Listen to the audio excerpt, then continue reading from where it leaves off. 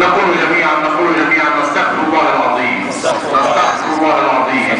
تبنا الى الله ورجعنا الى الله وندمنا على ما فعلنا وعزمنا على الا نعود الى معصيته ابدا، وبارينا من كل دين يخالف دين الاسلام، ونشهد ان لا اله الا الله وان محمدا رسول الله.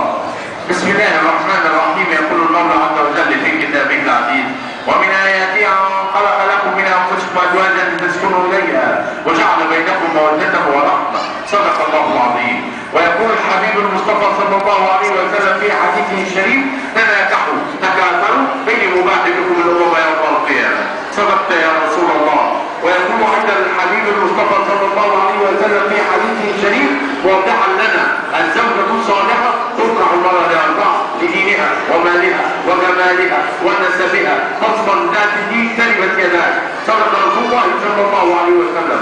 ويقول عند الحبيب المصطفى صلى الله عليه وسلم في حديثه الشريف: يا معشر الشباب من استطاع منكم الباءة فليتزوج، ومن لم يستطع فعليه بالصوم فإنه له جاء وأحصن للفرج.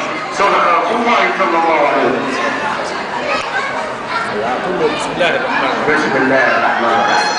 الله تعالى. قل استغفر الله تعالى وزوجتك ووكلت اسمعي على كتاب الله وسنة رسول الله صلى الله عليه وسلم على صداق المسمى بيننا آجله وعاجله على مذهب الإمام الأعظم أبي حنيفة النعمان رضي الله عنه. وصلوا عليه سؤال.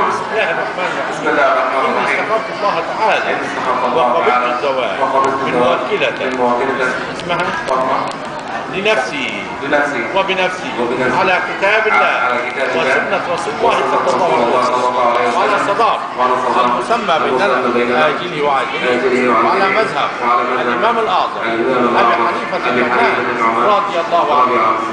قل له قبلت الزواج من موكلتي. قل وأنا أيضا قبلت الزواج. نقول جميعا بارك الله لكما.